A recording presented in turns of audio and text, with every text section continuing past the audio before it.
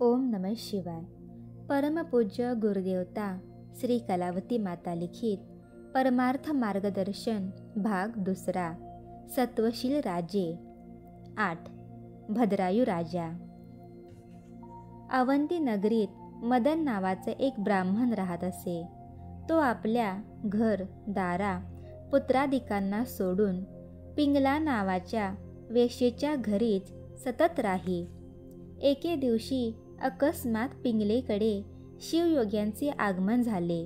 तेव्हा मदन व पिंगला या उभयतांनी त्यांना अत्यंत आदरपूर्वक वंदन करून आपल्याकडे एक रात्र राहण्याविषयी विनंती केली. त्यांचा भाव ओळखून ते त्या दिवशी तेथे राहिले.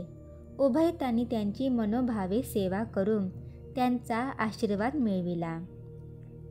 पुढे थोडक्याच दिवसात ती उभयता मरण पावली. शिवयोग्यांच्या आशीर्वादी करून पिंगला ही सीमंतिनीच्या पोटी जन्मास आली. तिचे कीर्तिमालिनी असे नाव ठेवण्यात आले. त्याचप्रमाणे मदनाचा जन्म दशार्ण देशीचा राजा वज्रबाहू याची जी पट्टराणी सुमती हिच्या पोटी झाला. वज्रबाहूला पुष्कळ स्त्रिया होत्या. सुमती गर्भिणी असल्याचे समजल्यावर सौती मत्सराने त्यातील काही स्त्रियांनी एकमत करून तिला विष घातले. पण तिच्या पोटी शिवयोग्यांच्या आशीर्वादाचा गर्भ असल्यामुळे तिला मृत्यू आला नाही. मात्र प्रसूत झाल्यावर विषबाधेमुळे सुमती व तिचा बालक या उभयतांच्या अंगावर फोड उठून त्यातून रक्त व पू वाहू लागले. राजाने त्यावर अनेक उपाय केले तरी गुण येईना. इतर बायकांच्या त्रासामुळे शेवटी त्याने सुमतीला पुत्रासह घोरवनात सोडून दिले. तेथे अन्न पाणी न मिळता ती रानोमाळ हिंडू लागली. हिंस्र पशूंच्या भीतीने एक एक रात्र काढणे तिला अत्यंत कठीण होऊ लागले. असे असता एके दिवशी वैश्य पद्माकर हा बैलावर सामान लादून त्या वाटेने चालला होता. त्याने सुमतीची आपुलकीने विचारपूस केली. तिच्याकडून सर्व वृत्तांत समजताच त्यास तिची दया आली.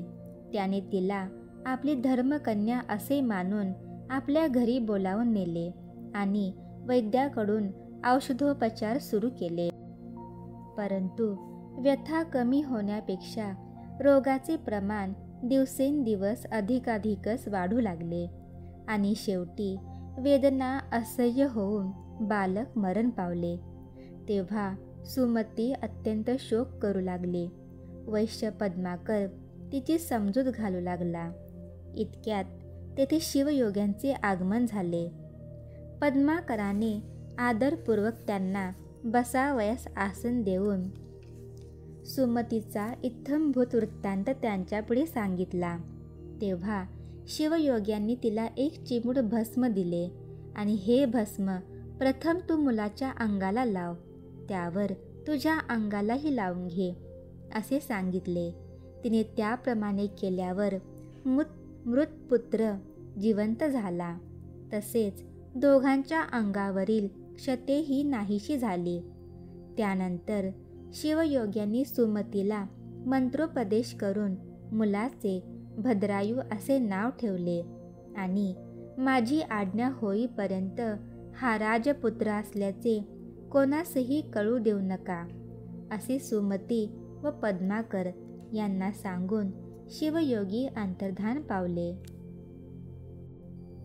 पद्माकराचा मुलगाही भद्रायूच्या वयाचाच असल्याने दोघेही बरोबर विद्याभ्यास करू लागले.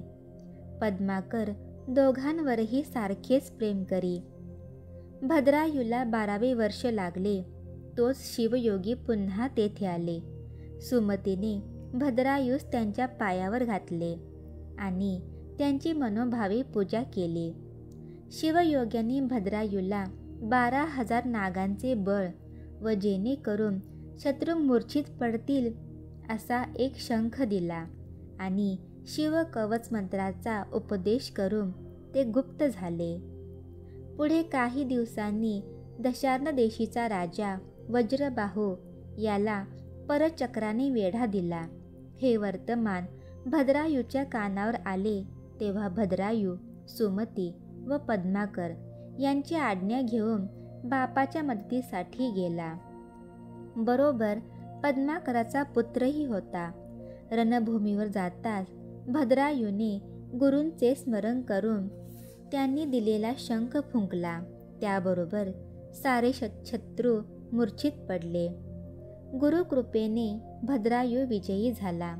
त्यावर वज्रबाहू अत्यंत आनंदभरित होऊन भद्रायूजवळ आला व तू कोण आहेस? तुझ्यामुळेच आजचे माझे संकट टळले. तुझे माझ्यावर अनंत उपकार झाले आहेत असे म्हणाला. तेव्हा भद्रायू एकही शब्द न बोलता मित्रासह स्वस्थानी परतला.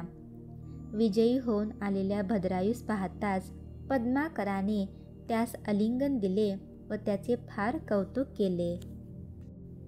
इकडे शिवयोग्यांनी सीमंतिनी व चित्रांगद यांना भेटून भद्रायूची मुळापासून सर्व हकीकत त्यांना सांगितली आणि कीर्तिमालिनीला भद्रायू हा वर नेमस्त केला. त्यावर शिवयोग्यांच्या आज्ञेनुसार पद्माकराने वज्रबाहू सर्व सैन्यासह बोलावून आणविले आणि आत्तापर्यंत घडलेला सर्व वृत्तांत त्यास सांगून सुमती आणि भद्रायू या उभय तास त्यांच्या स्वाधीन केले. तेव्हा अज्ञानाने आपल्याकडून घडलेल्या कृत्याबद्दल वज्रबाहूस वाईट वाटले. शिवयोग्यांचे उपकार आठवून त्यास गहिवरून आले. संत किती दयाळू असतात व लोककल्याणार्थ ते सतत कसे झटत असतात याची पण त्याला थोडीशी कल्पना आली. चित्रांगदाने शिवयोग्यांजवळ कबूल केल्याप्रमाणे आपली कन्या भद्रायूस देऊन यथासांग लग्न केले व गज, रथ, दास, दासी इत्यादी आंदण दिले. पुढे काही दिवसांनी वज्रबाहू भद्रायूस राज्यपद देऊन आपण तपार्थवनात निघून गेला. भद्रायू जरी राज्यारूढ झाला तरी गुरूंच्या आज्ञेप्रमाणे तो शिवपूजादी नित्यनियम चालवित असे. एके दिवशी पत्नीसहित तो वनविहारार्थ गेला असता शिवयोग्यांनी त्याची सत्व परीक्षा पाहण्याकरिता ब्राह्मणाचे रूप घेतले आणि त्या उभयतांनी बसल्या ठिकाणी धावत जाऊन अरे अरे, तो पहा वाघ माझ्या बायकोस धरून नेत आहे. तू मोठा देवभक्त म्हणून घेतोस तेव्हा एक वेळ या संकटातून माझ्या पत्नीची मुक्तता कर. वास्तविक तुझ्यासमोर अशी गोष्ट घडू नये पण घडली. धिक्कार असो तुझ्या शौर्याला आणि भक्तीला असे म्हणाला. तेव्हा भद्रायू म्हणाला, भूदेव, तुम्ही कितीही दुःख केले तरी एकदा गेलेली वस्तू पुन्हा परत येणार आहे का? त्यापेक्षा ते मात्रही चिंता न करता शिवचिंतन करीत निश्चिंत राहा. मी तुमचे लग्न तरी लावून देईन, नाही तर तुम्ही जे मागाल ते देईन. ब्राह्मण म्हणाला, बाबा, यावेळी तुझे निरूपण नको आहे. मी माझ्या बायकोच्या वियोगाग्नीने पोळत आहे. तेव्हा आधी मला शांत कर. माझी बायको तरी मला आणून दे, नाही तर तुझी पत्नी तरी मला दे. या पलीकडे माझे तुझ्याजवळ काहीच मागणे नाही. तेव्हा भद्रायूने कीर्तिमालिनीला ब्राह्मणाच्या स्वाधीन केले. लगेच तो तिला घेऊन चालता झाला. इकडे भद्रायूने अग्निकाष्ठ भक्षण करण्यासाठी तयारी केली आणि तो शंकराची प्रार्थना करून अग्नीत आता उडी टाकणार इतक्यात भगवान श्री शंकर प्रसन्न झाले व भद्रायूला इच्छित काय ते माग असे म्हणाले. तेव्हा भद्रायूने ब्राह्मण स्त्री मला आणून दे असे सांगितले. तेव्हा शंकरांना हसू आले. ते म्हणाले, भद्रायू, तुझी परीक्षा पाहण्याकरिता मीच ही सारी बतावणी केली होती. ही घे तुझी कीर्तिमालिनी.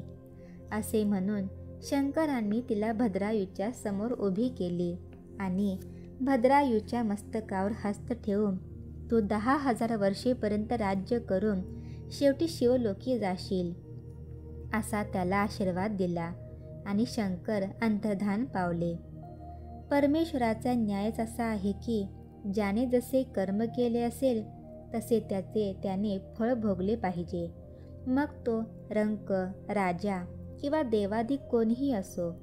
दुष्कर्माचरणानंतर जर मनुष्याने सत्कर्म केली तर पूर्वी केलेल्या त्याच्या सर्व पापांचा क्षय होतो आणि सत्कर्माचरणानंतर जर त्याच्याकडून दुष्कर्माचरण घडले तर त्याच्या मागील पुण्याचा समूळ नाश होतो.